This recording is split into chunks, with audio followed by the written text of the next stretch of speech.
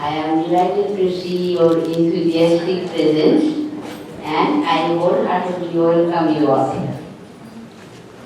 And we are all fortunate to see elation live by Swami Sarvapriyananda ji Maharaj. We will be hearing a little bit more about Maharaj by Rupa Mukherjee. Before that, we will have bhajan, and then Parthuda will talk about it. But then, Rupa. Thank you so much. Welcome all of you again.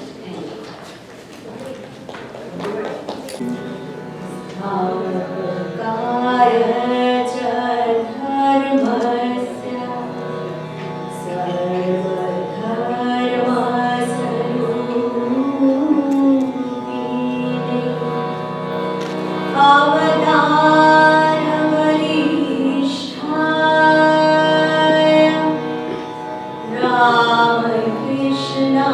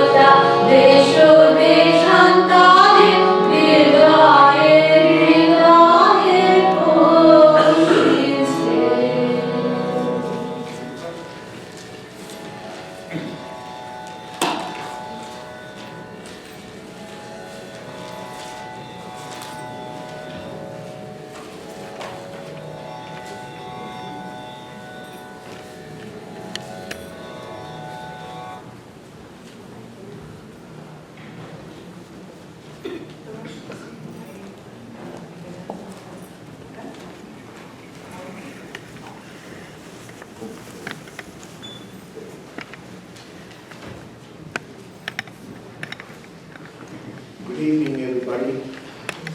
My name is Partha Mukherjee.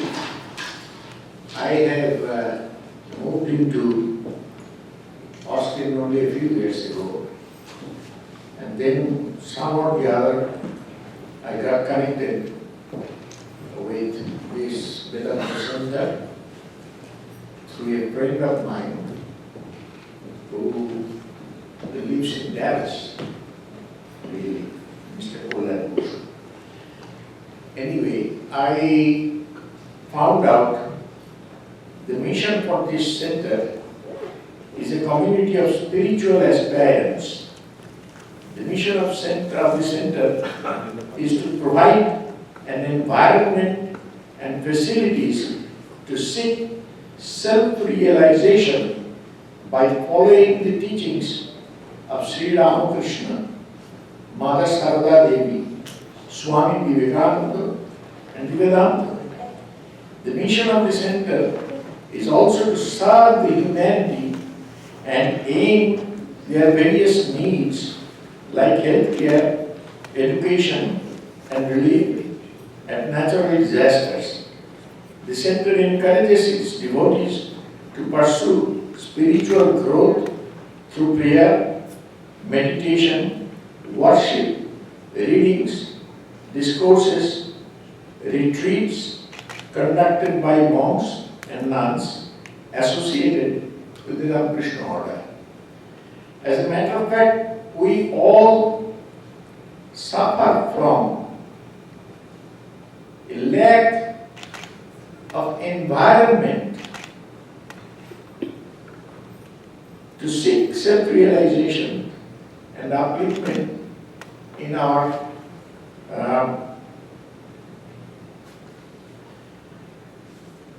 spiritual life. And this center is trying to provide that. I'm very encouraged by seeing so many faces around here, and I feel that many of you feel that necessity. And if we all decide that this center has to stay, then we need to support this program. And all we are asking for is membership in our Vedanta center. Annually it costs you $300. You can pay it annually or half yearly or quarterly. And if you look into it, you will find out it costs less than $1 a day that we keep on spending for nothing, wasting that. If we can just save $1 from our wastes and put it in, it will be for a very, very good cause that will give you the environment, that will provide you with an environment, a facility where you can yourself practice spiritual enhancement yourself. And I think it is very much necessary, and I will appeal to you that please look it over and be a member of the society. On the outside of this room, Mr. Haran Kormukar is sitting on a table with all the application forms and all these things. Please fill it out and make yourself counted as something positive that you're trying to do. Also, we were so much encouraged with the reply for people coming in to join over here, that we felt that our center, which is located at 13508 Broadmead Avenue, is not adequate. That's why we have to come and rent this facility today to accommodate all the visitors, all the people that are coming in here. That's an added expense, and we would very much appreciate if anybody can make a donation for this. Now, about this meeting today, there are some ground rules, or there would not be any photo or video of these proceedings. We are, from the center, we are taking a video that will be posted on our website, where you can see it as many times as you like. Please maintain your silence and decorum during the Swamiji's speech. Please turn off your cell phones. There should not be any food or drinks in the auditorium.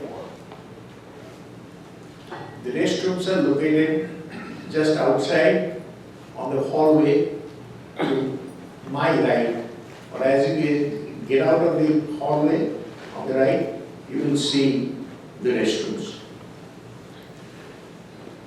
Anything else you want me to say?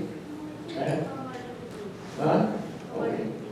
So, Swamiji, my pronounce to you. Thank you.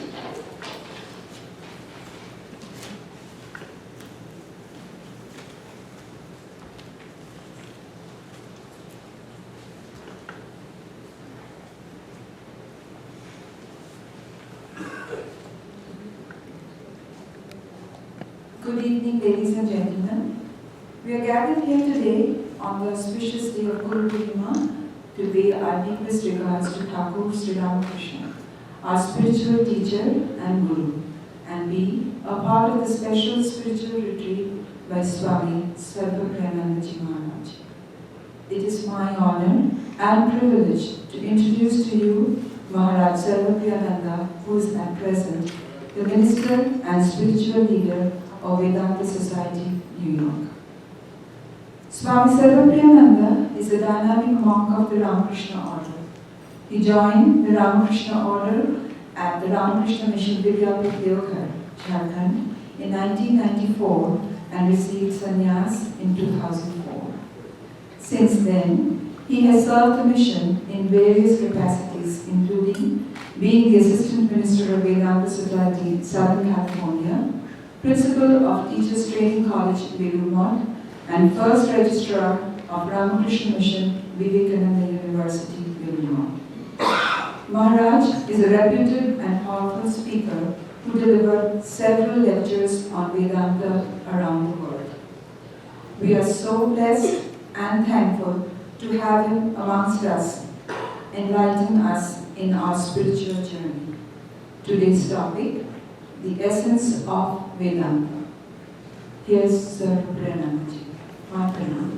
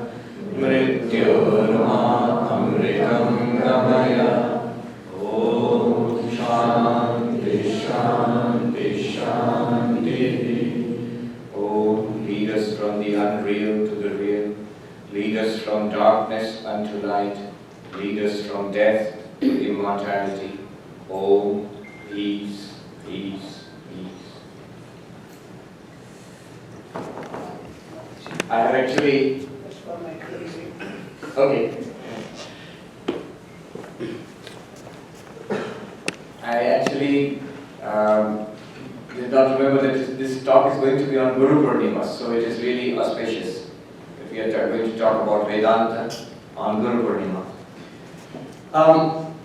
Well, first of all, I would like to thank the Vedanta Society of Austin for organizing this beautiful event and giving me the opportunity to be present here and speak about Vedanta.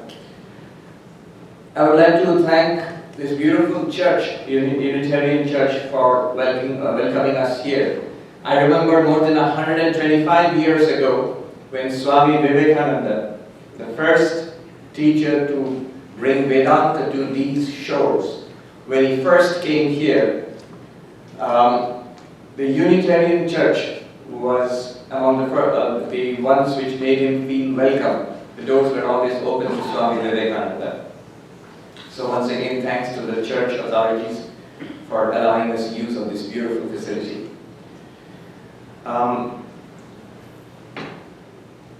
The subject today is the essence of all Vedanta. This is actually a translation of a phrase used by Adi Shankaracharya in his commentary on the Mandukya Karika. He begins his commentary on the Mandukya Karika by saying, Sarva Vedanta Artha Sar Sangraha Bhutam Prakarana Chatushtayam Vidam. These 4 chapters which follow are the essence of the teachings of all Vedanta. So what is this all about? Vedanta, we know, is the philosophy of the Upanishads. One of the definitions of Vedanta which we learned as novices was Vedanta Nama Upanishad Pramanam, from the introductory text Vedanta Sara. Vedanta Nama Upanishad Pramanam. Vedanta is the source of spiritual knowledge called the Upanishads. So basically the Upanishads are the root texts of Vedanta. Upanishads, they are found in the Vedas, the ancient scriptures of the Hindus. Now, among these Upanishads, the Mandukya Upanishad is perhaps the most powerful. It is the smallest, definitely among the Upanishads, it's the smallest. It has only 12 mantras. It can easily fit into a page this size. So, that Mandukya Upanishad, small but extraordinarily powerful. In the Muktika Upanishad, we find Hanuman asking Ramachandra, how does one get liberation? How can one get liberation? And Sri Ramachandra replies, read the Mandukya Upanishad. Mandukyam ekam evadam mumukshanam vimuktai. The Mandukya Upanishad by itself is sufficient to confer liberation upon those seeking liberation, upon those seeking freedom. And suppose, so that's what we are going to do today. We've got one evening to get enlightenment, and so we're going to go into the Mandukya Upanishad, the essence of the Mandukya Upanishad. Suppose one does not get enlightenment by studying the Mandukya Upanishad, then Ramachandra goes on to give a list of 108 Upanishads. Suppose you don't, if this doesn't work, try these, the entire list. So that's more incentive to get enlightenment directly from the Mandukya Upanishad. So you don't have to go back to those 108 Upanishads. Among all these Upanishads, Adi Shankaracharya selected 10, if you include the Shvetashvatara Bhashya, then 11 Upanishads for writing commentaries upon. So these basically form the basis of modern Advaita Vedanta, classical Advaita Vedanta actually. These Upanishads are the root texts of all Vedanta. By all Vedanta I mean the various schools of Vedanta. There are numerous schools of Vedanta. So let me just situate it properly, where we are coming from. We are going to talk about Advaita Vedanta this evening. But there are numerous schools of Vedanta. There is Vishishta Advaita Vedanta of Ramanujacharya. And when I say Shankara's Advaita Vedanta, Ramanuja's Vishishta Advaita Vedanta, one must be careful here. They are the writers, they are the philosophical systemizers of these systems, system builders, but they are not the founders. Each of them will say that our tradition goes all the way back to God. So, all these systems are said to be of divine origin. They have their own parampara, spiritual lineage, each of them.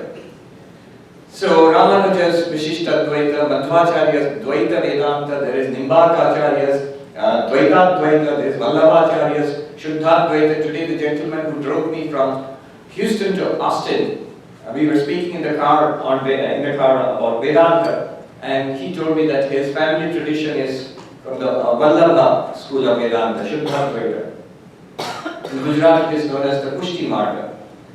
Then there is this whole Achintya Veda philosophy, very popular in Bengal, the Gaudiya school of Vaishnavism. You know, in America you know them as the ISKCON, Krishna consciousness. So their source is in the Gaudiya Vaishnava school. And the philosophy of that school is another school of Vedanta called Achintya Veda, most famously associated with Chaitanya Mahaprabhu. The actual philosophy, of course, was built up later after Chaitanya Mahaprabhu. So you have these numerous schools of Vedanta. Just to make it clear, whatever I am going to say in these talks today, tomorrow and the after are all from the Advaita Vedanta school. So our fundamental philosophy, the Vedanta Society, is Advaita Vedanta. I know there are many members of the Chinmaya mission present today. So the philosophy followed by Swami Chinmayanandaji, his fundamental basis was Advaita Vedanta. So that's the common ground we are standing upon. The text itself, Mandukya Upanishad, is usually studied as a part of a larger text called the Mandukya Karika. So Shankaracharya's guru, Govindapada, his guru was Gaurapada Acharya. He was a radical non-dualist. Shankaracharya, if you think Shankaracharya is very non-dualistic, Gaudapada Acharya is 2 steps ahead of him. In Uttarakhand and the Himalayas, the term they use for Guru's Guru, Gaudapada is Shankaracharya's Guru's Guru, they will say Dada Guru. It literally means grandfather Guru, or grand Guru. And Gaudapada is a radical non-dualist. Radical in what sense? Sometimes when you read Gaudapada, we will see today, tomorrow and the after, that he dares to go to an area where even Shankaracharya is a little careful. I asked a monk who lived in the Himalayas, I asked him, he's a very radical non-dualist himself, that do you sense a difference between Gaudapada Acharya and Shankaracharya? Why is there a difference? And he said, Gaudapad to बहुत भक्कड़ महात्मा थे. Now that takes a little bit of translation. The word bhakkar literally means, in the other parts of India it has a pejorative meaning, that is a beggar. In America you might call it a hobo, a wandering person, homeless, beggar. In India, in North India, bhakkar means a beggar. But in the Himalayas, the word has a prestige because it means those monks who do not care for anything in the world, completely dependent on God. They wander, they live in forest caves and mountain caves, kind of desperate, very adventurous, very bold, God and nothing else. So, Bhakkar, Gaudapada was like that. He didn't care for anything in the world. He spoke the truth as he perceived it. Then I asked, then what about Shankaracharya? What was he? If Gaudapada is like that, then what was Shankaracharya? And then that monk told me, Shankar to Jagat Guru the. Shankaracharya was a world teacher. So he had to carry everybody in the world with him. So he had to be a little more considerate to everybody. So he had to take us along with him. Gaudapada wrote a commentary on the Mandukya Upanishad, which he called the Mandukya Karika. So these are verses written on the Mandukya Upanishad. Mandukya Upanishad itself 12 mantras only, and then 215 verses written by Gaudapada Acharya, divided into 4 chapters. And the Mandukya Upanishad itself is embedded in the first chapter. So when you study Mandukya Karika, the first chapter itself includes the Mandukya Upanishad, and the rest of it is a commentary in 4 chapters on the Mandukya Upanishad. So the Mandukya Karika includes the Mandukya Upanishad. When Shankaracharya starts his commentary, Shankaracharya wrote a commentary on both the Upanishad and the Karika. So when Shankaracharya starts his commentary, he writes this phrase that Sarva Vedantartha Sara Sangraha Bhutam Prakarana Chatushtayamidam. These 4 chapters.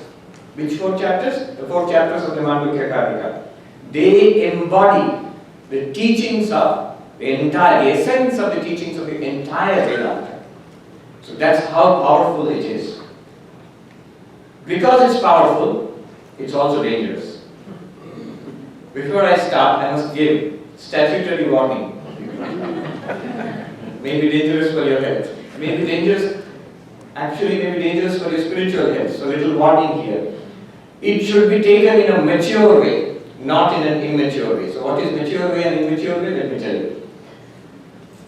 The immature way is, when you're exposed to these teachings, often a reaction is, I have seen it happen. Oh, this is the truth. I didn't know about it earlier. Then why am I going to temples or churches? Why am I worshipping God or praying or meditating? Give it all up. I am Brahman. I am the Turiya. Finished. I have realized it. You're asking for disaster. Asking for trouble. I've seen such people. And the result is never good. So it should be handled in a mature way. This is a small text which has no time to waste. There is usually the Upanishads are in the form of a dialogue between teacher and student. So no dialogue here. Often Upanishads have stories, Nachiketa story and so on. No story here. Just the unvarnished truth delivered straight without any kind of softening of the blow. Straight away. So it has to be absorbed in that way. It is very strong. I remember, I was told this by a very senior monk who came to visit. We have a training center for novices, those who want to become monks, in our main monastery in Belur, which was established by Swami Vivekananda. There is a place where those trainee monks, the novices, are trained for 2 years. So a very senior monk was visiting, and he asked, "What are you teaching the boys?" And somebody said, "Oh, we are studying the Mandukya Karika." And the senior monk said, No, don't teach them that. He said in Bengali, "Oh, Nastik hoya." They will become Nastika, they will become atheists. They'll stop believing in God. What it means is that, not that you will become atheists, mature way of handling Mandukya Karika is, it strengthens your faith. That's the way I see it. It provides foundation for faith. Anything. That religion is real. You understand it if you understand Mandukya Karika in a mature way. Immature way, oh, all of that is unreal, only this one is correct, and I will take this one as an immature way. So, this is the warning. The spiritual practices that we are doing, whatever you are doing, prayer, worship, meditation, unselfish service, you must continue doing that. You should not give it up just because you have got a lecture on Mandukya Karika. I know nobody will. That's why I am happily talking about this. Alright, now I've sold it enough. Everybody's eager to know. What is it? Alright, let's go ahead. Today, I will, as the subject is there, the essence of our Vedanta, I'm going to give you, we're going to talk about the general outline of Vedanta and of Mandukya, the message of the Mandukya Karika, Mandukya Upanishad. And tomorrow, we will go deeper into it. And day after tomorrow, even deeper into it. Tomorrow, there's also, are all the sessions here? All the 4 talks here. So the 3rd talk tomorrow is not on the Mandukya. It's a more relaxed, kind of interactive talk, and I will talk about the great spiritual teachers I have seen. There will be more storytelling and Q&A. So I will not touch directly about the Mandukya unless questions are asked. So there will be really 3 talks on this subject. Today, tomorrow in the morning, and day after tomorrow. Okay, still haven't started. Here goes. Like all Upanishads, the Mandukya Upanishads, the message of the Mandukya Upanishad can be, luckily, it can be conveyed in one sentence. We all know what do the Upanishads teach us? Again, from the Advaita Vedanta perspective, that thou art. Our real nature is the absolute. The reality of the universe and your reality are one and the same. The message of all the Upanishads, they can be succinctly compressed into these single sentences. They are called Mahavakya. Mahavakya literally means great sentence. Mahavakya, great sentence. But great sentence not in the sense of long sentences. Sanskrit sentences can run on and on and on. They can happily cover one whole page without a stop. Not in that sense. Great sentence in the sense of Arthato Mahan or Arthato Gambhira. Very profound meaning. These sentences are very short, 3 words. The most famous of them, well known, Tat Tvamasi, that thou art. The entire message of Vedanta can be compressed into that thou art. Tat Tvamasi. There are conventionally 4 of these sentences. Conventionally. Any sentence in the Vedas which expresses our identity with the Absolute. Jiva Brahma Aikyam. Technically they can be called Mahavakya. Whichever sentence tells you that you are Brahman, that's a Mahavakya. But conventionally, we take one from each of the Vedas.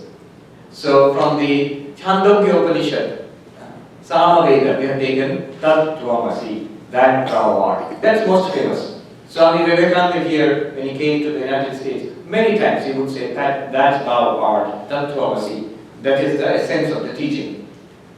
From the Brihadaranyaka Upanishad, from the Yajurveda, you find Aham Brahmasmi, I am Brahman. Not just me, you too. Each of us can say that I am Brahman, Aham Brahmasmi. There's a very famous, funny story of Swami Rama, who came here a long time ago in the United States, nearly a century ago. Now, he taught Vedanta. It seems his brother was mentally disturbed and he was put in a lunatic asylum.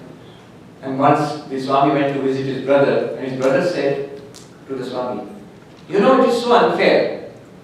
You tell people that I am Brahman, and people fall at your feet and worship you. And I say, I am God, I am Brahman, and people lock me up.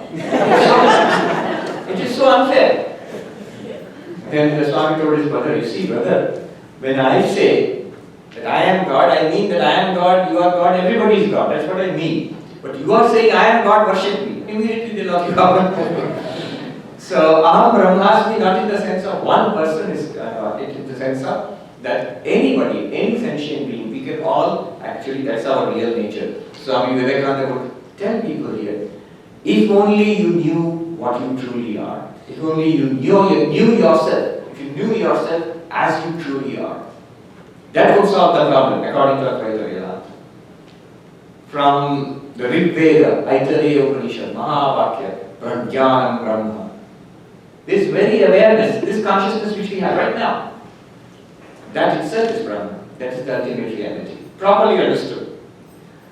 And in this Upanishad, the one we are going to talk about, the Mandukya, there is one more Mahavakya. The Mahavakya from the Atharva Veda. This Upanishad belongs to the Atharva Veda. Ayam Atma Brahma. A very direct reference. Atma is nothing very peculiar. Sometimes in Indian languages, even in Bengali, Atma means ghost. Not a ghost, Atma just means yourself. You yourself, Atma, the self. Ayam Atma Brahma. This very self is the highest, is the absolute Brahman. So this is found in this Upanishad, Mandukya Upanishad. This is the message of the Upanishad. The Upanishads, they all say, Advaita Vedanta says, if you know yourself, you would know the highest. If you know yourself, you would know God. If you know yourself, you would realize Brahman. What good is it? All good lies there. Whatever we are seeking in life, happiness, lasting peace and joy, and transcendence of sorrow, overcoming sorrow. That's what basically people are doing all life long. Whether you are earning money, somebody funnily said, what are you doing in life? I'm trying to make a living. You keep on trying to make a living. Month after month, year after year, decade after decade, until you wonder, why am I living? The whole point, everybody is trying basically to overcome suffering and to to get some lasting joy, happiness, peace. And that is really found in spirituality. In Advaita Vedanta, this is expressed as realizing what we truly are. So that is the project. That is the purpose of our Vedanta. So you have to know yourself. Each Vedanta, each Upanishad gives a unique approach to this. The problem is, you see, before I go into it, one more little clarification. When we talk about spirituality, immediately what comes to mind is temples, churches, mosques. Immediately what comes to mind is God, prayer, belief, faith, or meditation, breathing, like this, whatever. The approach of Advaita Vedanta is unique. Advaita Vedanta says that our real problem is ignorance. You see how it works is this. If I say God exists in heaven, not here, then I am safe. You ask me, where is God? Why can't I see God? Because not here in heaven, go to heaven, you will see Him. If I say God does not exist here and now, then after death, post-mortem, then again I am safe. Why can't I see God? After death, if you are a good person, if you are not a naughty boy or girl, if you are a good person, then you will go to a certain place, you will, at that time, at that place, you will see God. That's one approach. That's the approach of theistic religions. In Hinduism also you find this approach also, this dualistic approach. But, if I say that highest reality which we are speaking about, Brahman, is present here, is present now, and is none other than you, then there is a big problem. Because if it is present now and it is here, it's none other than me, immediately I can ask, why don't I know it? Why don't I feel it? Why don't I get the benefit from it? You say that by knowing myself as Brahman, I go beyond sorrow. Why don't I go beyond sorrow? I'm pretty miserable. Earlier I was miserable because of so many worldly problems, financial problems, relationship problems, this and that problem. Now I'm extra miserable also, Vedanta problem, because I am not enlightened. One more added problem is there. I have to go and listen to Vedanta classes, that extra problem is added. So why don't I know it? Why don't I feel it? So the answer that Vedanta gives is, it is right here, right now, fully available to us. We do not know it because of ignorance. The answer they give is avidya ajnana. Ignorance. It's here, available to us. So if ignorance is the problem, the solution is always knowledge. Ignorance is the problem, solution is knowledge. And knowledge comes from inquiry, investigation, any kind of knowledge, in the world also, any kind of knowledge. You want to learn engineering, medicine, physics, mathematics, you have to inquire into it. You have to enroll in a class in the University of Texas, you will go to a class and then listen to the professor, study the textbook, think about it until you get it. Vedanta is exactly like that. It aims to educate us spirituality, in spirituality into our real nature. So in Vedanta, the journey is not from here to heaven. It's not a journey in space. In Vedanta, the journey is not from now to then. Now after death, then after is time. After that. No, not after something. It is here and now. Journey is not from one object to another, from you to something else called God. No. From you yourself. Then what is the journey? If it's not in space, if it's not in time, if it's not from one object to another, then what is the journey in Vedanta? What are we doing? The journey is from ignorance to knowledge. That is the journey we are going to undertake. And the advantage of that is, right now, sitting here, we can undertake that journey. You have to walk with me. You have to walk with the Upanishad as it takes you step by step into the depths of human nature. Right now. That's the beauty of Vedanta. In other systems, what happens is you learn something, you have to go out there in life and do it. Here, that learning itself reveals the truth to you, right here and now, if one understands it properly. So that's what this is what we are doing. That's what we are doing. So each Upanishad, so now you see, the problem is reduced to one of investigation. Why investigation? Why not prayer? Why not meditation? Investigation, because investigation gives knowledge. And our journey is from ignorance to knowledge. Not what knowledge? Knowledge about ourselves. Because the promise is, if you know yourself as you really are, you will realize the absolute, you will find God, whatever you call it. So each Upanishad has its distinct approach to this investigation. And the Mandukya Upanishad has a very famous, well-known approach to this. It's called the approach, the method of the 3 states.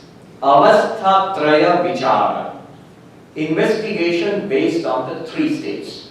What are the 3 states? Again, we know waking, dreaming, sleeping. Waking, dreaming, and deep sleep. Jagrat, Swapna, Sushupti. The 3 states of our daily life. We see these 3 states, and investigating that, the Upanishad will take us through that, and in this investigation, it will reveal our real nature. So let's see how this goes. Today I will show you the method, and then tomorrow and the after tomorrow, deeper and deeper yet. Oh, thank you.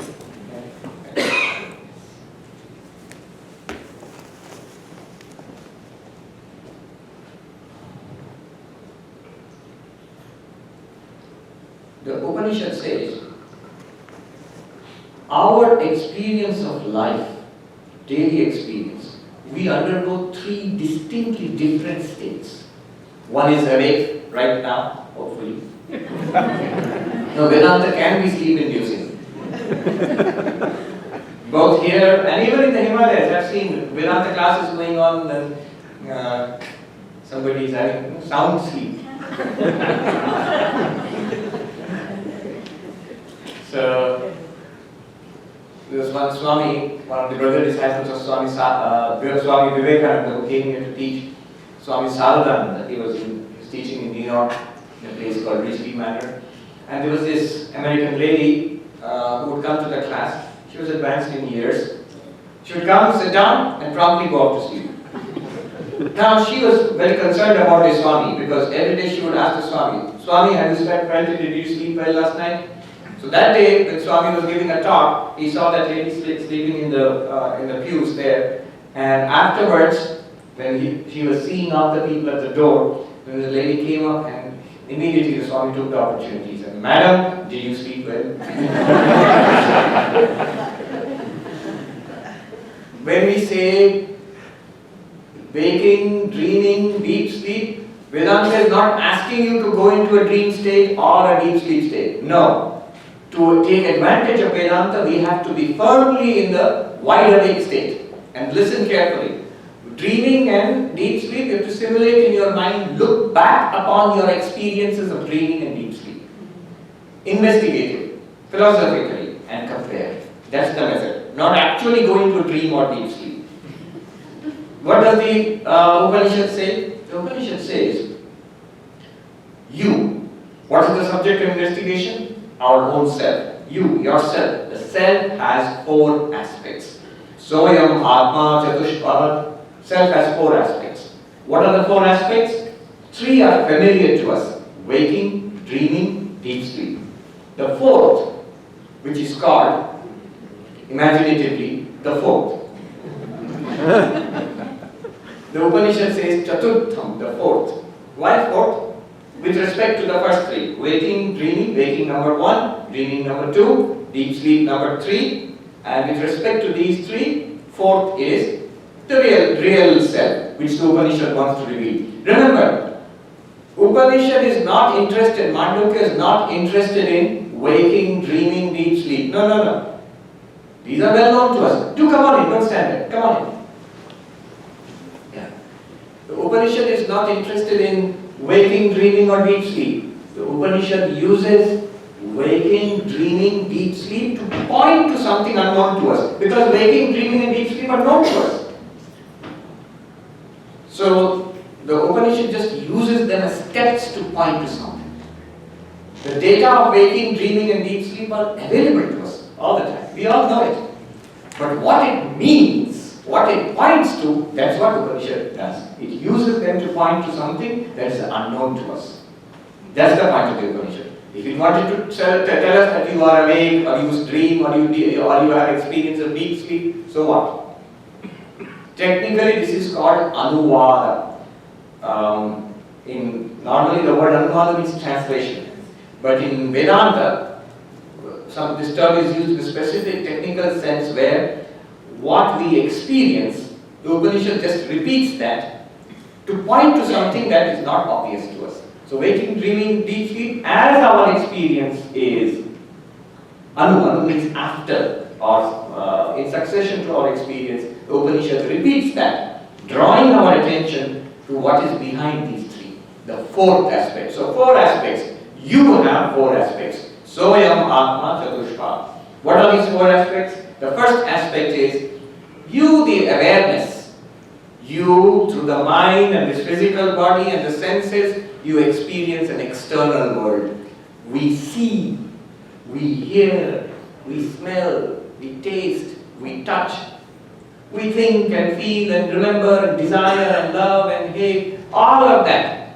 This is going on. Contacting the external world and experiencing the external world through the gateways of the senses. This is the first aspect of our life. This is called Jagrat, waking. Here you are the waker, that consciousness itself appears as you the waker and your waking life, the entire waking world. It is in one awareness. Already the Upanishad is taking a different track from the other Upanishads. You know how? Because you're all students of Vedanta, it will be easy for you to understand. Usually, Advaita has 2 steps. In the first step, what Advaita does is, it shows you that you are not the body, not the mind, you are the unchanging witness consciousness beyond the mind, the pure subject. The body is objective, the senses are objective, the life forces are objective, the mind is objective, even the intellect is objective, even beyond that, the blankness of deep sleep is objective. Panchakosha, objective. That which experiences these objective sheets, Panchakosha, that is the witness consciousness. So that's the first step of Advaita.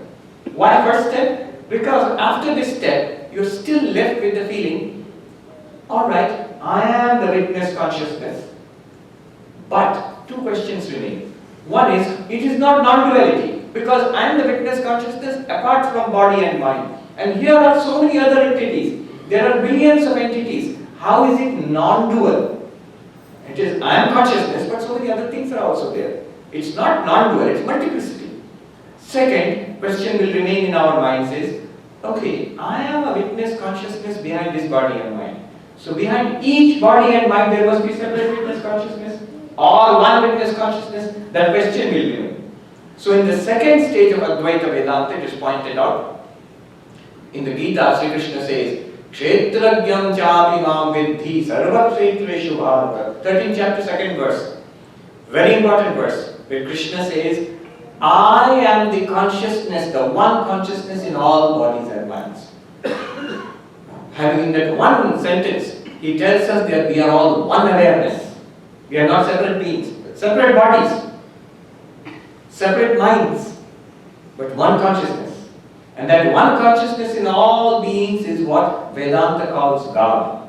Krishna says, I am the one consciousness. So we are all one at the level of pure consciousness. Not only that, Vedanta also in the second step it goes on to show mind, body, senses and indeed the external world, they are all appearances, names and forms superimposed upon that one consciousness. So you have the idea, Brahma Satyam, Jagat Mithya, Jiva Brahmaiva Navara.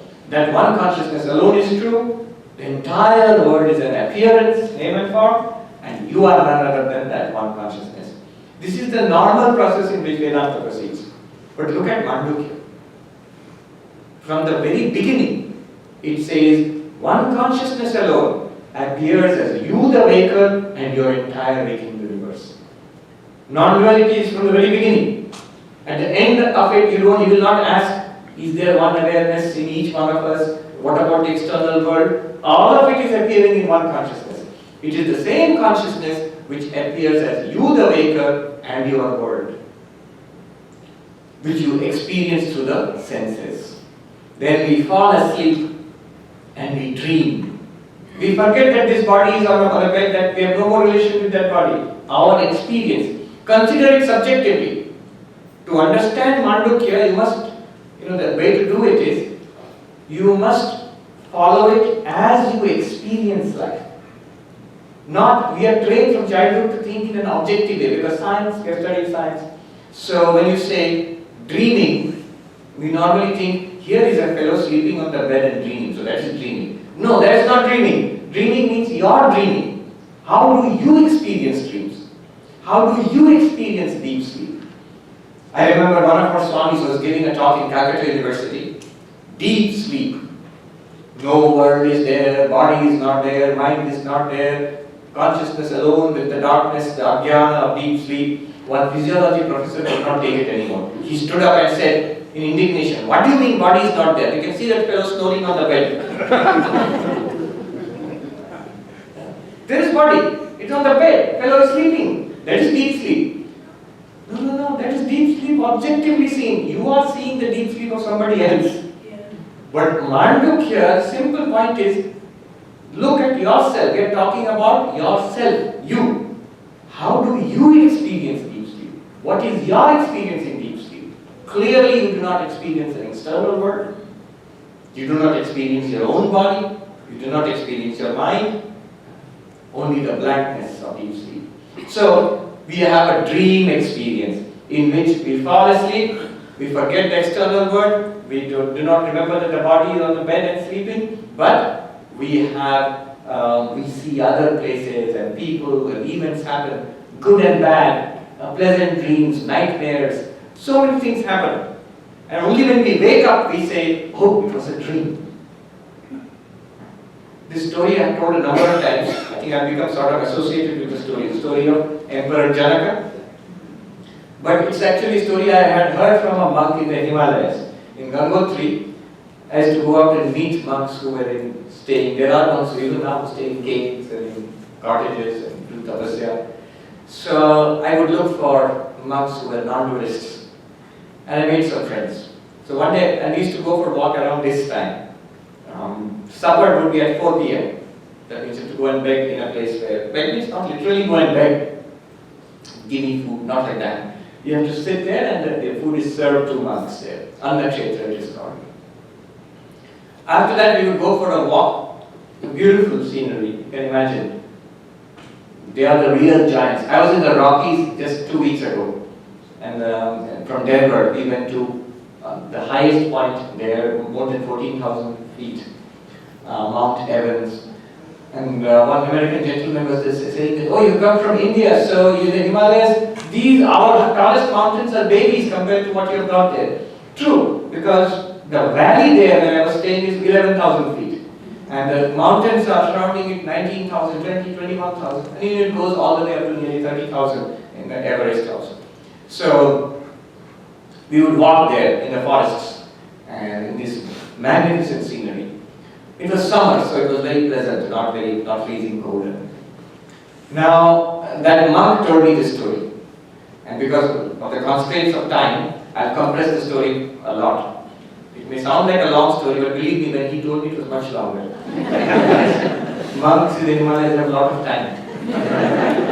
So the stories are correspondingly long. The Emperor Janaka, he was sleeping happily in his palace, and suddenly there was this hammering on the door, and the guard woke him up. Sir, please wake up. Your Highness, we have been attacked by the enemy. You have to go and fight.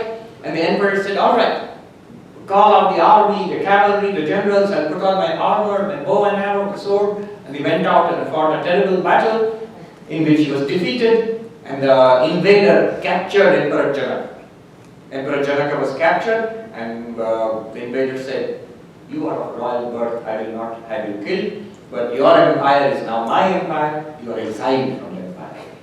So poor emperor, what could he do? Ex-emperor now. Within one night it's gone, the whole empire is gone. And he starts walking, nobody will help him, he's wounded, hungry, tired, thirsty. And he walks across the border of that empire to the next kingdom, which leads me to think that the empire wouldn't have been that big. And then he goes to the other side, and there are poor people, khichdi, they're being fed rice and lentils, like a soup kitchen in this country. So big ladles and pots, they're being served. By the time poor Janaka goes to the head of the line, it's finished. But the man who is serving, he said, I think you come from a good family. You have fallen upon hard times. I would like to give you something. Take this little gruel left at the bottom of the pot. And poor Janaka takes it, says, whatever, just give it to me. I'm so tired and sick of everything. And with his bowl, with trembling hands, he takes this to his lips, and a kite, you know the birds in India? Yeah. They swoop, even here I saw, this is my family, big kites are there. Swoops down from the sky and knocks it. Actually, it happens. I remember it happened to me at least a couple of times when I was a school kid. You are eating, your mother makes you tiffin and standing in the playground like a silly kid and eating it, and the kite swoops down and takes the sandwich away from my hand. So it knocks the bowl into the dust, and poor Janaka cannot take it anymore. He falls on the dust, crying. I was telling to English-speaking audiences, it was told to me in Hindi. So the monk told me, ha ha ka karte thiye gir gaye Janaka. So ha ha in Hindi means just the opposite of what it means in English. In Hindi it means alas. Alas, I am undone, alas. Very Shakespearean, but anyway. So he falls there crying, and he wakes up on his bed, sitting with his chest pounding in his palace. At that point, we would have said, oh, it was a nightmare. But he's a philosopher, our Janaka. So he says, was that true or is this true? Because the monk told me in Hindi, was such here, yes such. Was that true or is this true? And the guard comes running, sir, what, your excellency, what happened, your highness? Was that true or is this true? That is what? He gets scared, he calls the queen, and the queen comes grumbling. This late in the night again, what's wrong now, old man? And the emperor says, was that true or is this true? The queen is worried. She calls the Vaidya, the doctor, royal doctor, who comes and examines, sir, what is your problem? Are you feeling, takes the pulse, is something wrong? Was that true or is this true? Next day in the morning, he's sitting in the court, surrounded by queen and generals and ministers and all the court, but no work is getting done, because anytime somebody comes, sir, please sign this file. Was that true or is this true? So everybody's puzzled. What's going on? And in those days, even though there was no Facebook, Twitter or anything like that, but the word spread, rumor. It spread in the marketplace, and the great saint, the non-dualist master, Ashtavakra, was in the market, walking through. He heard, so I wondered, of course he's out, they can go anywhere. Why would he be in the market? Because he doesn't have money to buy anything. It's a real question, because I remember in Uttarakhand, the ashrams where we stayed, there would be rules. Monks are free to stay. You get free food, but you have to come to the classes. So Vedanta class is very important. Whether you meditate or not, that's different. You have to come here. Otherwise you don't get food. You don't get to stay there also. And the rules, one of the rules, it's not relevant, but I just remembered. One of the rules said, Bazaar mein ghumna sakht mana hai. Wandering around in the marketplace is strictly prohibited for monks. There is a deep meaning to that, because why? The rules are very interesting, but they make sense for monks. Monks don't have money, so why would you go to the market? Why would you go to the market? It's because the subtle desires in the mind. You see the shops and the people and all that. You might say, so what? It's like teenagers hanging out in the mall. It's a complete waste of your time. You shouldn't do it. I'm sure they have had problems with that. That's why the rule was made. Anyhow, Ashtavakra is there. He's an Avadhuta, enlightened master, so he can go to the market. And he hears that his friend and his disciple, the emperor, has gone crazy. He keeps saying, was that true? Is this true? And so he decides to pay him a visit. And Ashtavakra goes to the court and he sees the problem. He knows what's there in the mind of the emperor.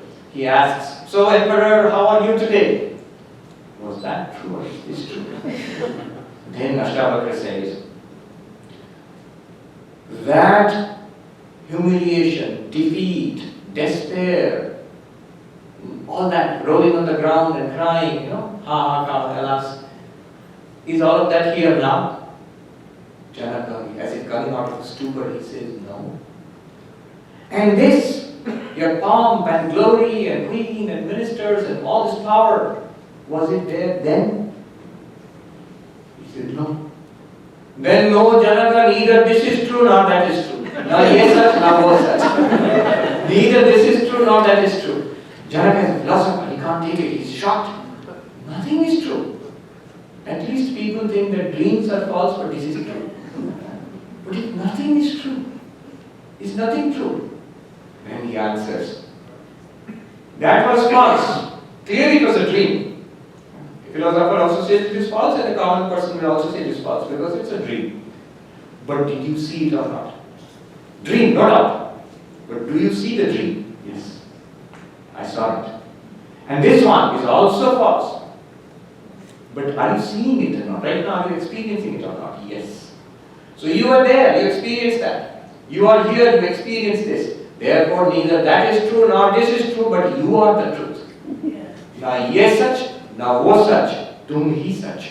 Neither that is true nor this is true, you are the truth. This is what the Mandukya is trying to tell us. In one consciousness, you appears, you the waker and your waking world. Appears you the dreamer and your dream world.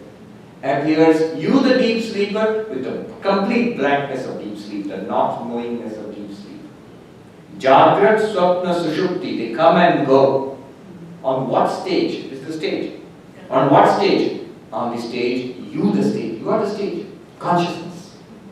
It is one consciousness in which waker and waker's world appear and disappear. The dreamer and dreamer's world appear, like the emperor, defeated, rolling in the dust. Dreamer and his world appeared and disappeared. Emperor sitting in the court, experiencing all this, appears and disappears. Blankness, deep sleep, that also comes and goes. The one underlying reality is the fourth aspect of the self. Chaturtham. What are the three other aspects? Waker, waker's world. Second, dreamer, dreamer's world. Deep sleeper, deep sleep, darkness. These are the three aspects of the self called the gross aspect of the self. Gross means physical. What is the physical aspect of the self? Waking. Subtle aspect of the self. What is the subtle aspect of the self? Dreaming. Causal aspect of the self. What is the causal aspect of the self? Deep sleep. Why causal? Not casual. Causal. Causal in what sense? Look at it in this way. If you look at it subjectively from your point of view, how you experience waking, dreaming, deep sleep, would it not appear that everything merged into a darkness, deep sleep, and then emerged from that darkness again? When you wake up, everything comes back. Our common sense approach is, everything was there, I was sleeping, I woke up and saw it. But your actual experience is, not that everything was there, I knew nothing, now again everything emerges. You, the same person, you come back. Other people come back. Problems also come back, unfortunately. Everything comes back as if it was all merged there, staying in a deep sleep. Like you switch off a computer, when you switch it back on, all the data comes up again. So the deep sleep can be regarded as a seed state from which everything emerges. You follow? Can you regard your deep sleep as a seed state, like a switched off state of a computer, from which everything is there, but you cannot see it separately. You cannot, like a seed. The root, the branch, the leaf, the fruits, the flowers, they're all there. The whole tree is there, but in a potential form. Now we understand with our new knowledge of genetics and all that, the infinite form of information.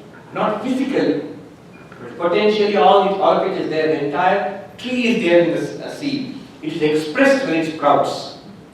In fact, Gaudapada calls deep sleep state Bija-avastha, the sleep state. So in that sense, deep sleep is causal state. Causal state, subtle state, gross state. Deep sleep, the dream state and waking state. In Sanskrit, Sthula Atma, the gross self, physical. Sukshma Atma, dream self, the subtle self. Karana Atma, the causal state of the self. It may all sound rather theoretical and speculative, No. We are talking about you. And we are talking about something which you experience every day. Literally talking about your daily reality. That's how we live our lives. And what Upanishad points out is, the real you is not the waker, is not the dreamer, is not the deep sleeper. It is the one who experiences himself as the waker with the court and the king and everything. The one who experiences himself as the defeated person in the dream, the nightmare of the attack of the enemy and all of that. All of that comes and goes. The one consciousness in which all of them are experienced, this is the reality about ourselves. That is called not the waker, not the dreamer, not the deep sleeper, the fourth, the consciousness. Remember, this fourth is not a separate reality. It is the only reality in which the three come and go. It is the stage on which the three play their drama. It is not a separate reality. The classic example which I like very much is of gold and ornaments. Same gold is made into a beautiful necklace. What do you call it? Necklace.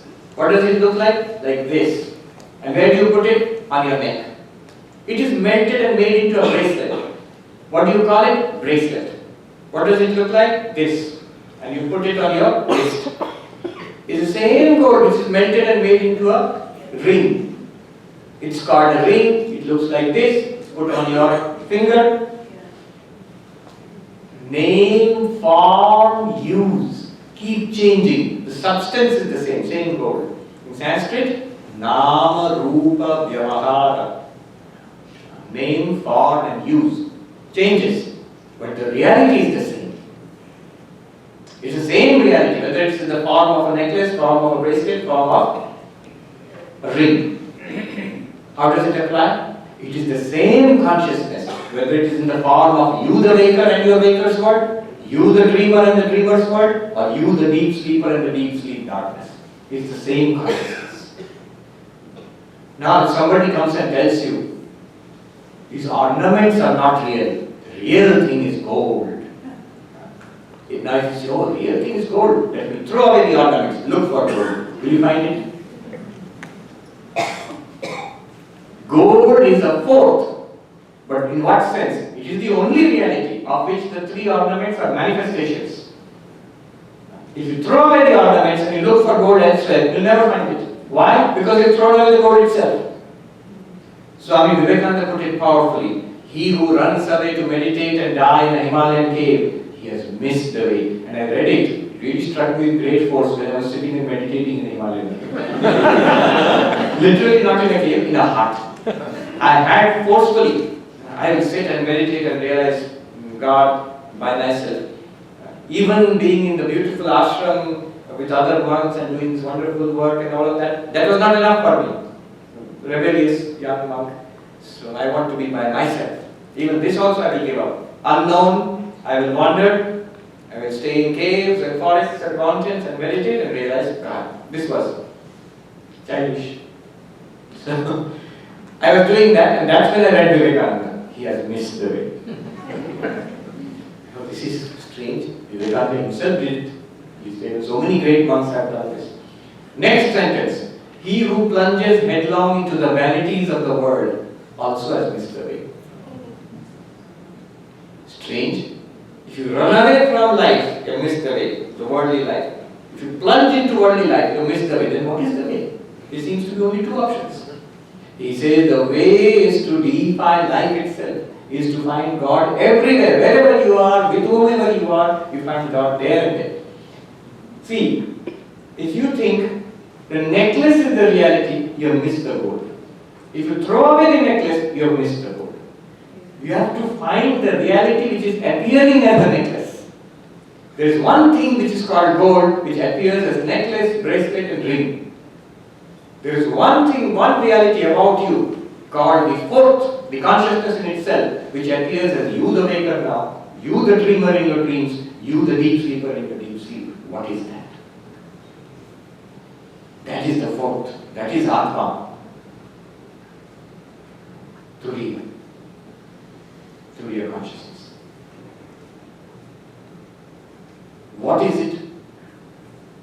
Mandukya Upanishad is the highest, most powerful of the Upanishads. In the Mandukya Upanishad, of the 12 mantras, the 7th mantra talks about that fourth. Earlier, waker, dreamer, deep sleeper have been dealt with. Now the fourth, Turiya. Turiya literally means fourth. Upanishad does not use the word Turiya. Gaurapada introduced the word Turiya. Literally it means fourth, number 4. But remember, just as gold is actually not a fourth type of ornament, gold is the reality out of which the 3 types of ornaments are fashioned. In the same way, pure consciousness is the reality out of which waker and waker's world, dreamer and dreamer's world, deep sleeper and deep sleep, potential darkness are fashioned.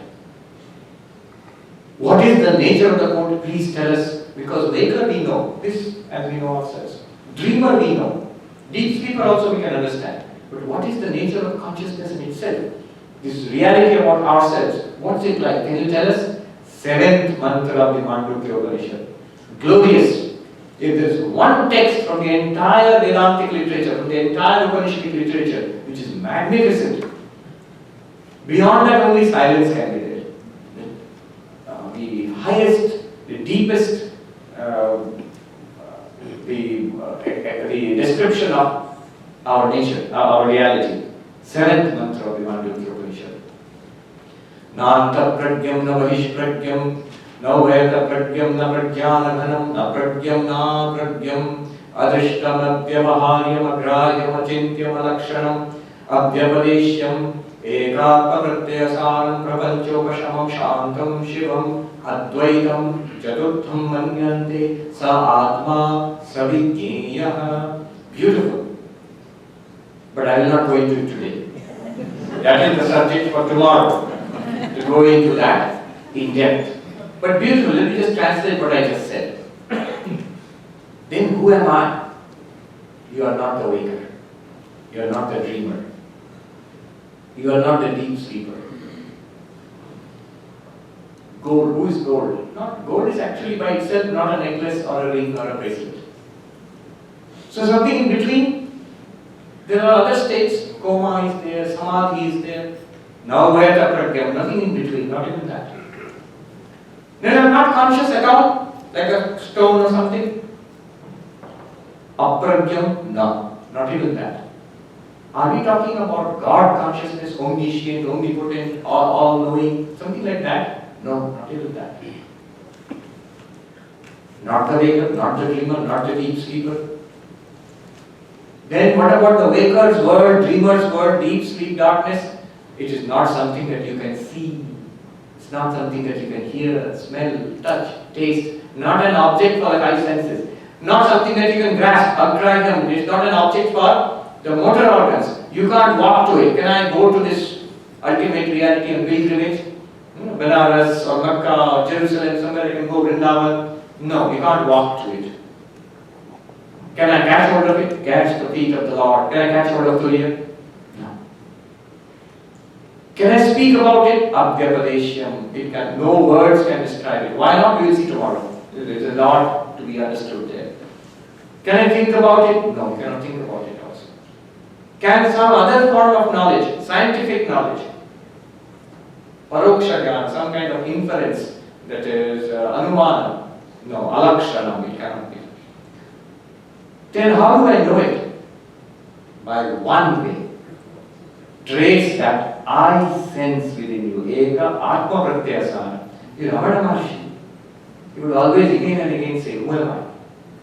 Find out who am I? That was his standard answer. So all this lecture he would never give such a lecture. He would either sit quietly. He says, then if you ask, what is the reality, what is Brahman, what is Atman? His only answer would be, who is asking the question?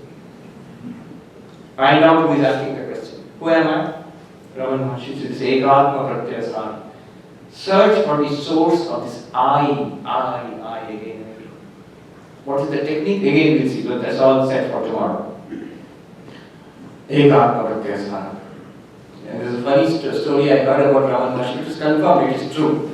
One gentleman did not like this approach, Advaitic, non-dualistic, knowledge-based approach. He was devotional. I believe in Narayana, I am a devotee of Narayana. So he went to Ramana Maharshi and he said, I am a devotee, I love God, I worship God. Is it okay? Narayana. Ramana Maharshi said, yes, it's okay. Okay, yes. So after death, will I go to heaven? Vaikuntha? Heaven, will I go to heaven? Yes, you will go. Oh, I will go. He didn't expect it. Ramana Maharshi was such a non-dualist. He thought he would be told, find out who I am. I'll go to heaven, yes. And in heaven, will I see God? Narayana, will I see God? Yes. I will see God, yes. And will God see me? Yes. He will look at me, yes, God will look at you. Oh, good. Will God speak to me? Yes, Narayana will speak to me. Narayana will speak to me, yes. What will he say to me? What will he say to me? Narayana will say to you, find out who I am.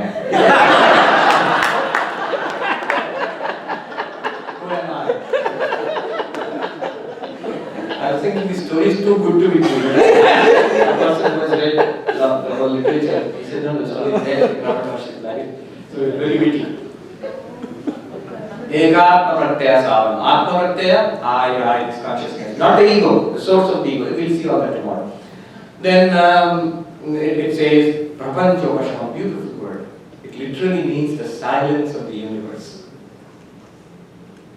In that consciousness, the Jagrat Prapancha, the universe in the waking state, Swapna Prapancha, the whatever you see in the dream state, and the Sushupti, there is no Prapancha, they are the merged potentiality in the deep sleep. All of them are appearances, they are not real. What do you mean by the world is not real? The world is not real in the sense, it is you yourself appearing in these names and forms. Prapanchopasham, Shantam, beyond all suffering. Not that you are peaceful, you are peace itself. When? Now. You just don't know it. There is, in the Turiya, there is no problem at all. Disease, body, Jagrat. Terrible, defeated in the battle and lost empire, Swapna, dream. Comes and goes with the dream. And when it comes, even then it's a movie, it's a dream. Gaudapada is an extreme non-dualist. Why we say extreme non-dualist? We are talking about waking, dreaming, deep sleep. 3 states. Gaudapada says there are only 2 states. Gaudapada. What are the 2 states? Dreaming and sleeping.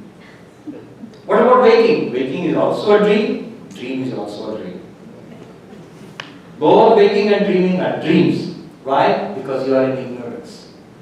There is only one waking according to Gaudapada, enlightenment, where you realize that you are the Turiya. Otherwise, everybody else is either asleep, deep sleep, or dreaming. Whether you are waking or dreaming, both are dreaming according to Gaudapada. He makes no distinction between the waking world and the dream world. That's why it's a little difficult. Mandukya has a steep beginning. Shantam, no problem at all in the Turiya state. Turiya is not that, it's the wrong word to use. Turiya is not a state. Turiya, the reality, there is no problem at all.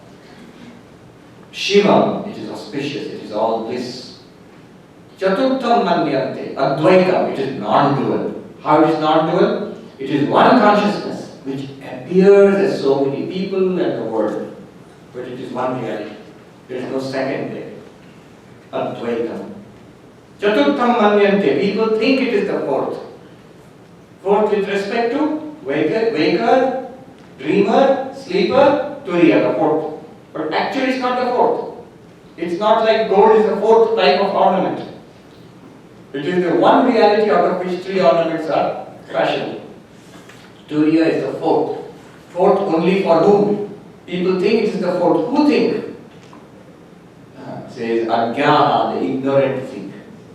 Those who know, they know that it is the one reality. And that you are, the fourth. Chaturtham manyante. So what? Sa Atma, it is you. Sa Vijnana, it has to be realized. How do you realize that? That is the subject for tomorrow. One more thing let me mention before we go into Q&A. How much time do we have? It's nearly 8 o'clock. Up to 8:30? Okay, we can do some Q&A if you have got questions. Before that, I would be amiss in my job if I did not mention this. Having done this, this is only half of the Mandukya Upanishad. The other half, from mantra 8 onwards till 12, talks about Om meditation. So basically Manduk is the classic text of Om. Om, you know, is the one sacred syllable in not only Hinduism, all Indic religions. Buddhism, Tibetan Buddhism, the most well-known mantra, Om Mani Padme, Om Mani Padme Hum. Om is highly regarded in Buddhism, especially Mahayana Buddhism. Sikhism, in Sikhism, the word for the highest reality, Ik Omkar, the absolute is called Omkar. Jainism, Om, and in all varieties of Hinduism, in all Hindu mantras, not just Advaita Vedanta, in all varieties of Hinduism, the word Om. Even Time magazine got in on the act. A few years ago there was a cover story on meditation, and on the cover there was Om. So what is this Om? As you can expect, many interpretations are there, but the deepest, most philosophical, deepest interpretation is in the Mandukya Upanishad. The Mandukya Upanishad in fact can be called the Upanishad of Om. So what is Om? Very quickly, Mandukya Upanishad points out Om has 4 letters. Actually 3 letters and 1 silence after that. 4. In Sanskrit, Chatur Matra. Matra means letter and also the silence after the letter. Immediately it should strike you, hey, wait a minute. Just a little while ago you said, I, the self, I have 4 aspects. Now you are saying Om has 4 letters or 4 matras. Can I match? Can I match the 4 aspects of the self with the 4 parts of Om? What are the 4 parts of Om? That's what you must do. That's the technique given by Mandukya Upanishad. What are the 4 parts of Om? A-U-M. In English we write A-U-M. A-U-M. But actually it is not A, but it is A. It is not U, but it is U. It is not, the Sanskrit is very phonetic, extraordinarily precise and phonetic. It is not M, it is M. But happily, when you put them together, it's not Aum. Little knowledge, dangerous thing. Till now you are pronouncing it as Om, it was correct. Now you learn, oh, it is A-U-M. I didn't know that. Now from now on, Aum. Aum Namah Shivaya. No. Wrong, that is wrong. Happily, when you put A and U together, A, U together, it becomes O. So when you write it in English, O-M, that is more or less accurate. Om is correct. Om is correct. So, O-M is correct. Right? My husband. Yes. So, this Om, you can now use it for investigating into waking, dreaming, deep sleep, and the real witness consciousness. How do you do that? Om, when you chant it as Om. Silence at the end. Now what you do is, the first letter, A, or in English A, you give that name to waking. This state, just associate it in your mind. This state, and I, the waker, and my experience of the world, let me call it A or A. My dream experience, whatever my dream experience is, and I, the dreamer, let me call it U. In my mind, associate. Deep sleep, darkness, complete stillness, darkness, let me call it M. Repeat it, associate it. Associate it so that it becomes firmly set in the mind. So when you chant Om, you go through the waking, dreaming and deep sleep in your mind. Don't chant, so I'm going to associate with waking. Don't chant or oo or people will think you've gone crazy. As it is, if you chant Om, people will think you've gone crazy. But you can do it in a low voice or mentally also. Om. And mentally go through waking, dreaming, deep sleep, seeing that how they come and go in one consciousness.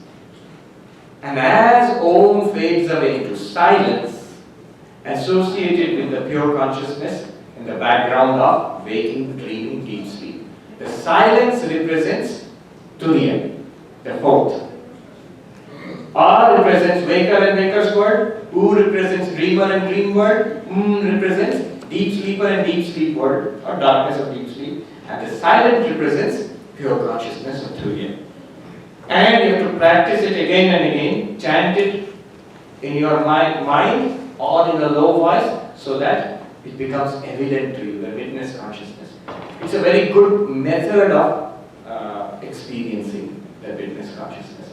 So the Upanishad ends with Om meditation.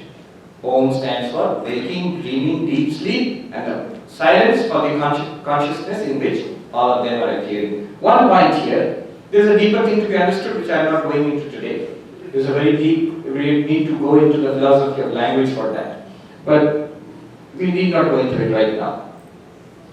Remember, the silence at the end of Om, what is meant is not the silence opposed to sound. See, there is a sound and there is a silence opposed to sound. I am speaking now and now I am not speaking. Silence. Not this silence. What is meant is the silence which underlies sound also. Both presence of sound and absence of sound. There is a silence which underlies both. Similarly, there is a consciousness which underlies waking, dreaming and deep sleep. That is what is meant. In deep silence, the silence itself is not what is meant. The consciousness which is aware of that silence, that is what is meant by the silence at the end of Om. Okay. I think I have more or less covered the essence of the Mandukya Upanishad. What Shankaracharya meant by the essence of all Vedanta. This is that. So you are that fourth. I think let me do a peace chant, and if there are questions, we will take up. I hope there are questions. Om Shanti Shanti Shanti Hari Om Tat Sat Shri Ram Krishna Arpanamastu. Thank you. Such a patient hearing. Do you have questions? Raise your hands, and is there a mic or something which will come to you, or you can just ask? Yes, I'll come to you. Please ask the question. Yeah, my question is... Tell us your name and ask. Yeah, just my one name is Brother Krishna. Yes. I was wondering, is there a way to explain out-of-body experience? This is a common thing we are noticing, especially like when the patient is like in a coma state, he feels above his physical body, then wonders whether he's to come back. So I was wondering what stage would that be? Yes. It would be some kind of consciousness in between, waking, dreaming and deep sleep. And it's not very difficult to explain in Vedantic terms, because the Vedantic conception of the human personality is trichotomous. Body, mind, consciousness. To put it very generally. Consciousness, mind, body. Or to put it even more precisely in more detail, Sthula Sharira, physical body. Sukshma Sharira, which has 19 parts. What are the 19 parts? The Mana Buddhi Chitta Ahankara, mind, intellect, memory and ego. Then the 5 sense organs, 5 organs of action and 5 pranas, Pancha Pranas. So 19. In the Prashna Upanishad you get it in 17 parts because they are compressed. So that is the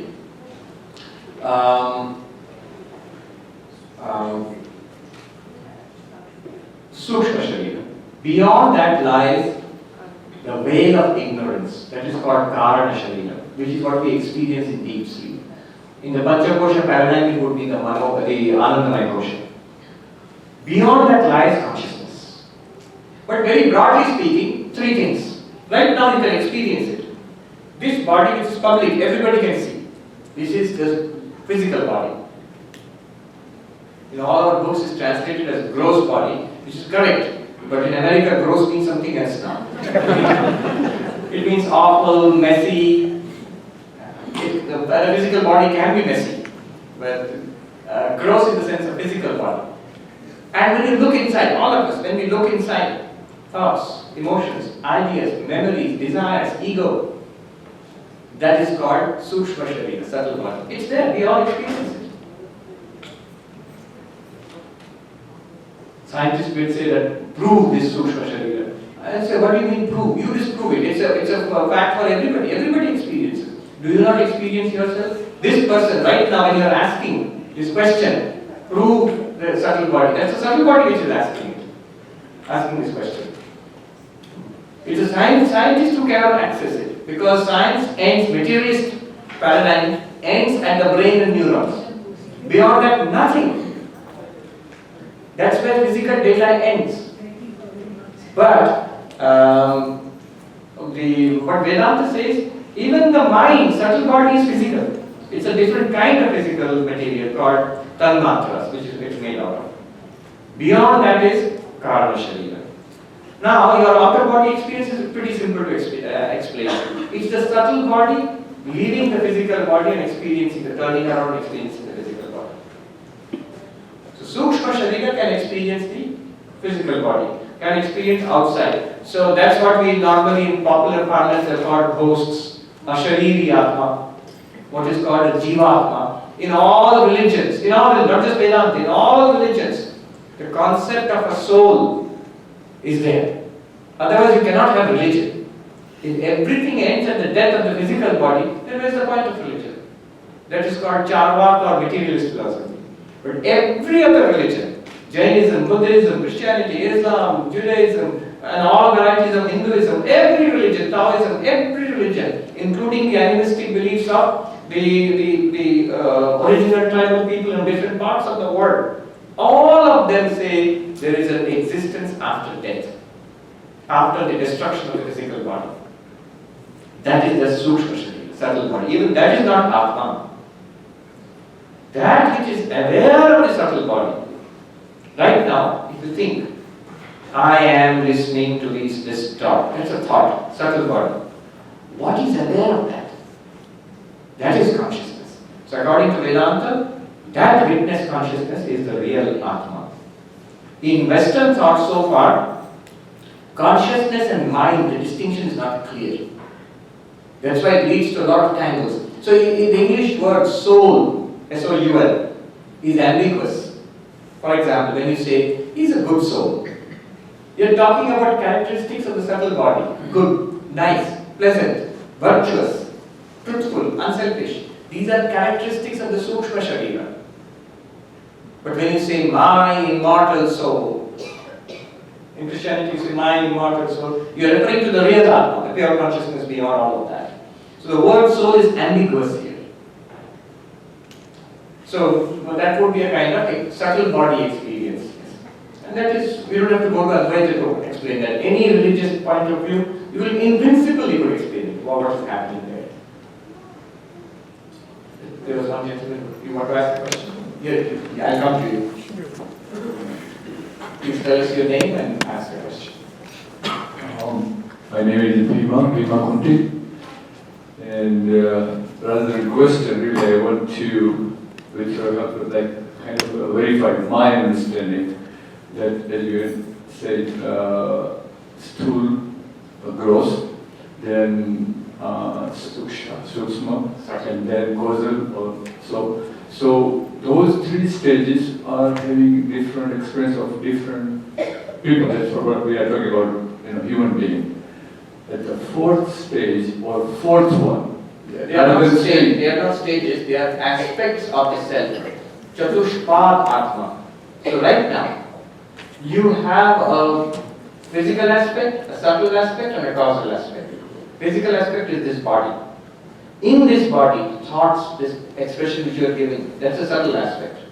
Beyond that is the, what you call the karma sharira. So those three are very varies from person to person. Yes. But what I'm trying to understand is really the fourth one, which is common to all three. It's common to all three. That particular, when somebody experience all characteristics of that one, it should be common to all. Same. It is. Okay, it's common to all. Right. So the fourth one is one reality for all. Just as the gold which is the reality of necklace, ring and bracelet, is common to all of them. It's the same gold. But the form of the necklace is different from form of the bracelet. Form of the bracelet is different from form of the ring. The names are different, see? Necklace, ring, bracelet. The use is different. Here, here, here. These are the uses of the different ornaments. But all through them, one thing continues in all of them. What is that? The gold. Same gold.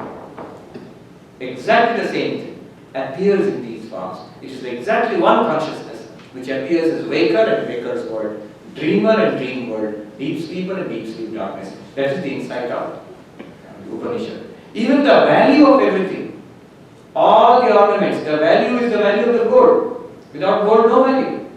Somebody was telling, no, you don't understand, New York, Tiffany is there, jewelry shop. It is not the value of the gold, Swami, it is the value of the brand. If you go to Tiffany, it's not just gold, it is the value. The necklace has a, because it's Tiffany's necklace, it is more valuable, many more dollars you have to pay for that. I said, very good.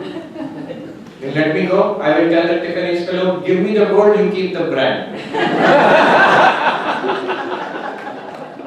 Will not work. Even the extra value which you give for the brand name Tiffany's, it depends on the existence of the gold. Without the gold, no brand name has any value. The material, the necklace will disappear. If you take the gold, the necklace will disappear. This lady had a question. Tell us your name and ask the question. My name is Padmini. My question is almost similar to what he just talked about. I'm trying to connect this Turiya state to God. You talked about consciousness being the main thing, the waker, the dreamer and the sleeper. That consciousness is visualizing the whole universe, right? So where is God in that? Is that God? Right. Good question. It's actually, I did not bring in that aspect. It's there. Mandukya is not a part of Mandukya Upanishad. It's my fault. That aspect is mentioned in the Mandukya Upanishad. Just to save time, I left God out of the equation, to save time. But God, you cannot leave God out. He has come back now. So, what is the Mandukya conception of God? In fact, the Vedantic conception of God. A very magnificent conception of God is there. It's this. Straight answer, yes. The Turiya itself is what you call God. Just as the Turiya itself is what you are. You are that Turiya. So God is also that Turiya. But how? Like this. In this waking world, how Mandukya sees this world. You are consciousness, the Turiya, limited by one mind. What's your name? Padmini. One mind and one body. So this person called Padmini, that infinite Turiya is limited by this person called Padmini and calls itself Padmini right now and experiences a world, other people, this vast world. That same Turiya, in association with the entire world, all people and the entire world, the same Turiya is God. When it is associated with one person, the name given, technical name given in Mandukya Upanishad is Vishwa. Vishwa does not mean world here, it means you, the waker. Technical name. The technical name given to God in the waking state, consciousness associated with the entire universe. All beings, all non-living beings, the entire universe, one consciousness behind it. The name given is Vishwanara or Virat. Virat literally means the vast. That is what Arjuna experienced in the 11th chapter of the Bhagavad Gita. When he asked Krishna, very dramatic, 11th chapter, he tells Krishna, I believe you. You say you are the avatar of God. You are the incarnation of God. I believe you. But I want to see. Can I actually see God? That divine form. I am seeing your human form now. But can I see your divine form as the entire universe? He did not know what he was asking for. Krishna, he said, yes. But you need the eye of knowledge for that, not his physical eyes. And by my grace you can see. And he blesses. 11th chapter of Gita, it starts with that. What a magnificent and terrifying description. You see, what is the 11th chapter of Gita? What is the vision? Suppose you could see this Virat now. What would it be actually? It's like this. Right now, we are seeing the universe in a fractured way, in slices of time and space. This particular time, this much hall you are seeing. Earlier you saw the freeway. Before that you saw your home. And so on. Different times, different places, in slices. We are meeting a few people at once. But suppose you could see the entire universe, all people, all places, all beings in one flash. What a terrifying experience it would be. That is called a Virat. Imagine, they say, one of the reasons for fear of public speaking is, see, if one person stares at you continuously, you feel uncomfortable. Imagine if 100 people are staring at you. Yes, they are staring just because they want to listen to you. But the animal brain sees it as a threat. So anthropologists say that. Why is there fear of public speaking? Because the entire audience is looking at you. I know that people want to listen, but inside the mind reacts as a threat. In the animal world, continuous staring is a threat. You see, if you look at a dog continuously like this, the dog will look at you. Either get scared or start growling at you. In animal world, continuous staring is threatening behavior. Imagine now, not one audience, if the entire world, 7 billion people, all of the living creatures, from dolphins to whales to everything, all sentient beings, billions and billions of creatures, all at once turned and looked at you. How would you feel? That's the description.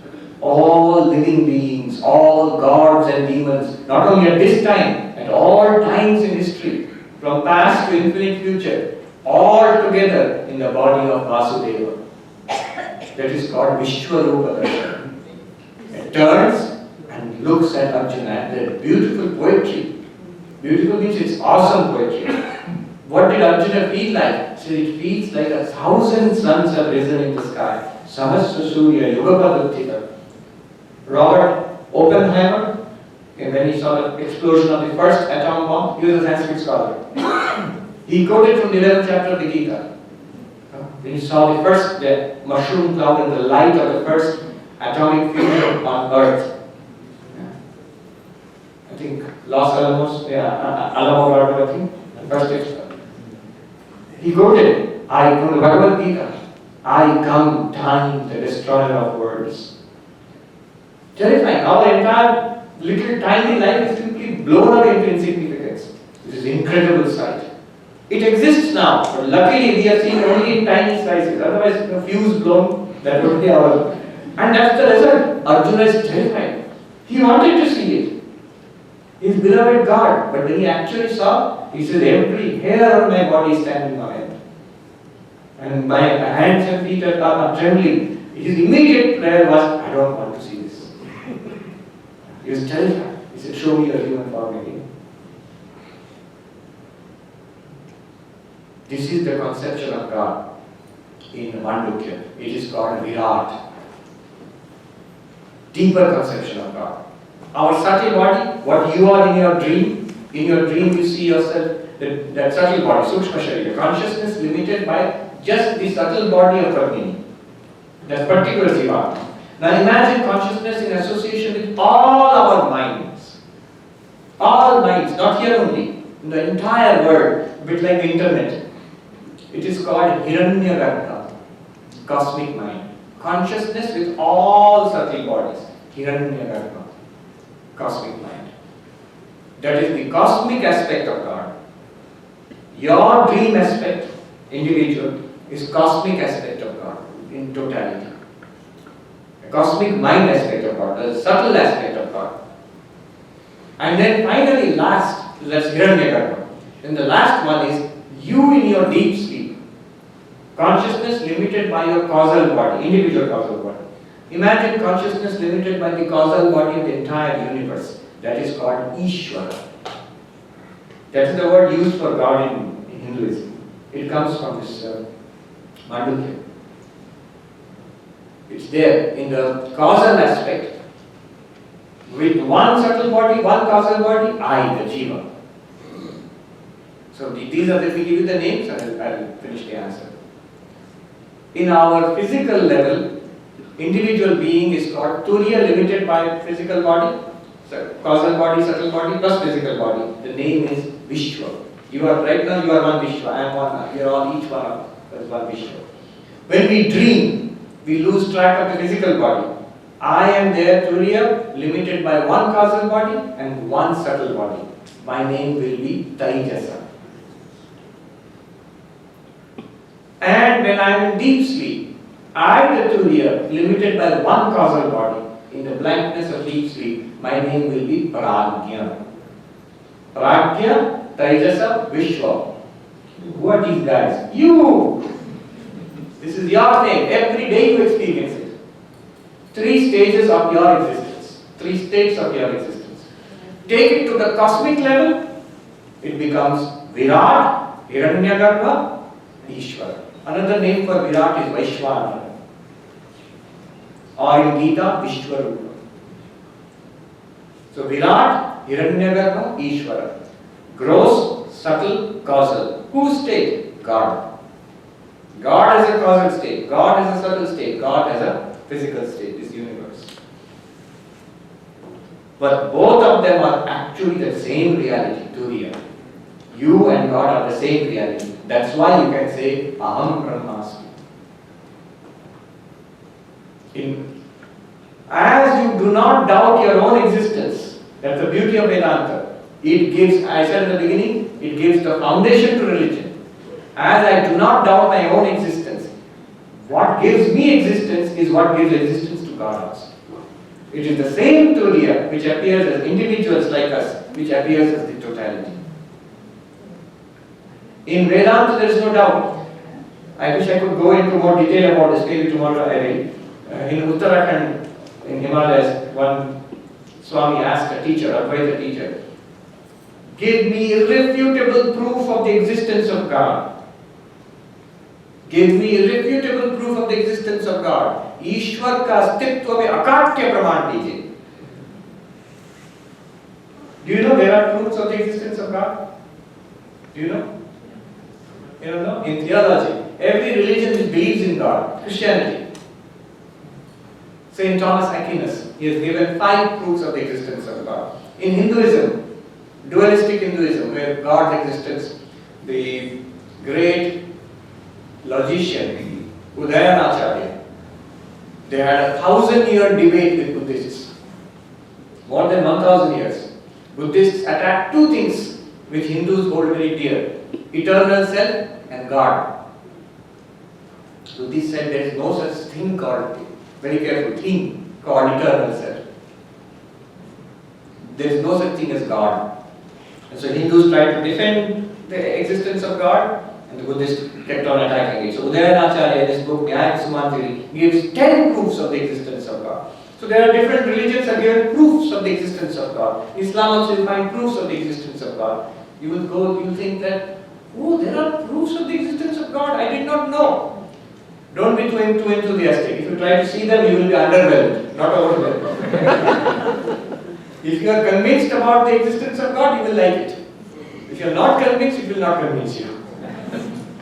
So they are not irrefutable proofs. But this Swami asked the Advaita teacher, give me an irrefutable proof of the existence of God. And the answer was, in Hindi, Ishwar ka astitva mein akatya praman dijiye. And the answer was, aapka astitva, your existence. We never doubt our existence.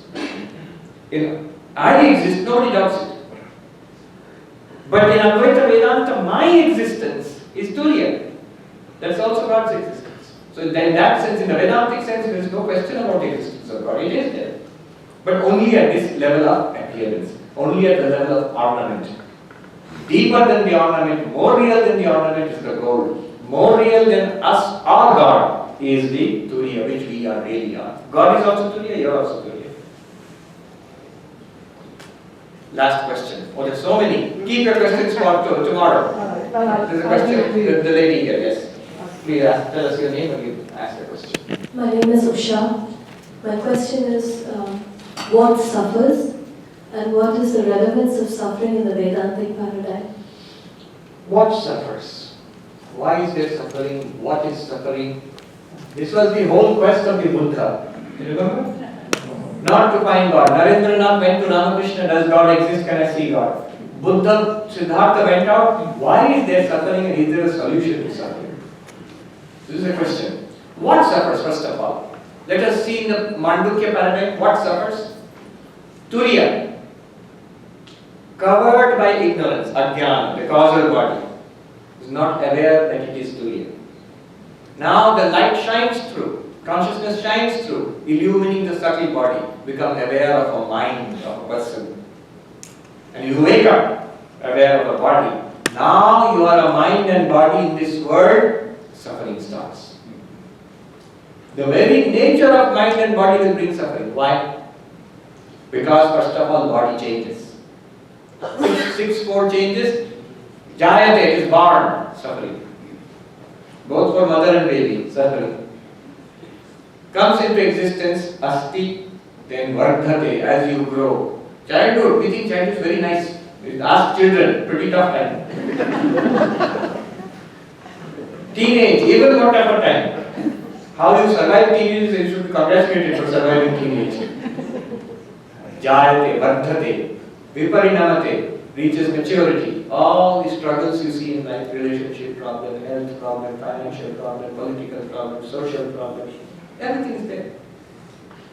Spiritual problem. And to become enlightened. Problem. All because you do not know that you are Turiya. If you knew you are Turiya, no problem at all. Nothing. Health problem. What is health problem to you, the Turiya? It is in your life that the body appears, ages, dies. You are not affected. Mental problem. What mental problem for Turiya? Because of you, the consciousness, there is an anger or jealousy or hatred in the mind, it will disappear. The moment you realize you have one consciousness in all, whom to hate, whom to praise, when hater and hated, praiser and praised are but one. I am one with you. You are one with me. The enlightened person sees oneness. No problem there. No mental problem there. Old age, disease, death, poverty, none of them are problems from Turiya perspective. For yourself. For others, of course, you will there is sympathy, love and service. So who suffers? Turiya under ignorance suffers. Turiya realizing itself as Turiya is immediately beyond suffering. Never suffers. Turiya under ignorance is called Jiva, which is exactly how we find ourselves now. We suffer, we struggle, finally we come to Vedanta class. Give us a solution. Very good, we ended with that question. Buddha also found the answer that there is suffering because of desire, Krishna. You see, 4 noble truths, we learned it in class 8, I remember. 4 noble truths of Buddha, 2 marks. First noble truth, there is suffering, dukkha. This examination itself is suffering, these 2 things. Dukkha. Cause of suffering, Krishna, desire. Advaita would say, I said, what did I say in Advaita? Ignorance, avidya. Shankaracharya connects the two. He says, here's a phrase which he repeats again and again. Avidya kama karma. Ignorance, desire, action. Moment you do karma, result of karma will come to you. And then samsara will start for you. Avidya, ignorance. What ignorance? I don't know I'm Turiya. Immediately the result will be, I am incomplete, I am a little being, I am born and I suffer and I want this and I want that. Calm, desire. Moment that desire comes, I engage in action. Sakama karma. Action prompted by desire. Some of it dharmic, some of it adharmic. Dharmic karma, good action, generates punya, merit. It gives me results, pleasure. Adharmic karma generates papa, demerit. Gives me dukkha. Sukha dukkha, samsara will continue. You have to retreat from desire prompted action, to give up the desires, to finally remove the ignorance, ajnana. So Buddha said, Krishna. Any solution is there? Yes. Third noble truth, nirvana. Solution is there. Enlightenment, freedom from suffering is there. It's possible. That was the great discovery of Buddha. Method, what is the method? Technique. It is Ashtanga Marga Eightfold. You memorize all that for school examinations. Thank you very much. We'll meet again. Tomorrow we go to the depths, Turiya itself. The ultimate reality. That's what we have to discuss tomorrow.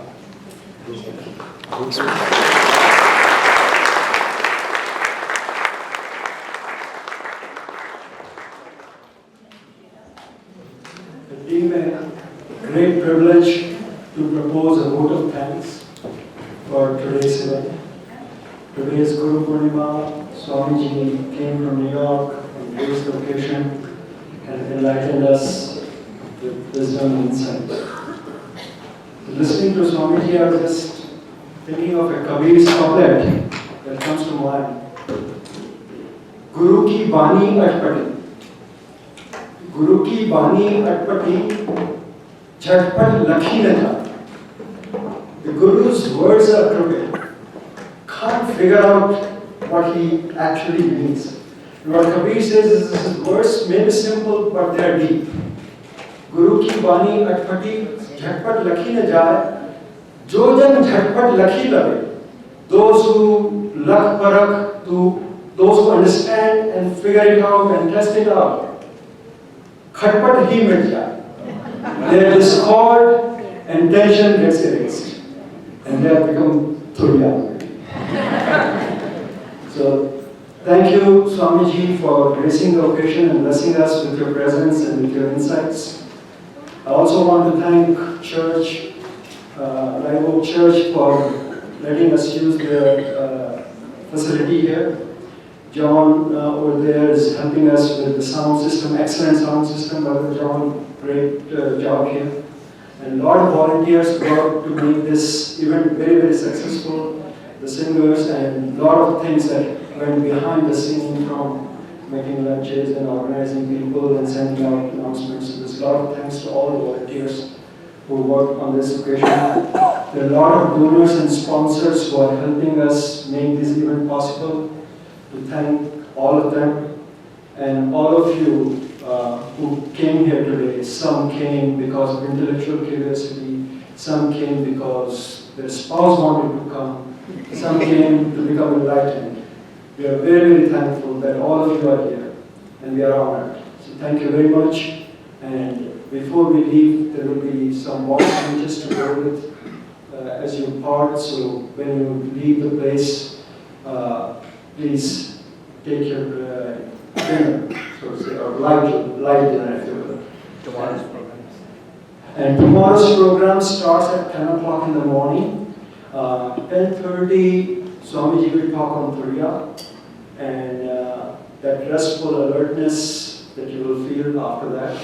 And after, there will be a tea break, and there's a 12 o'clock, there's another talk on light from Marshall. Marshall, which is epitome of Turiya, if you will. How to be human and God at the same time, or how to be Turiya. So we'll listen to Swamiji from Marshall's life and lessons from there. And after that, there will be a parting lunch box or something, light lunch at around 2:30. So we'll all see you tomorrow.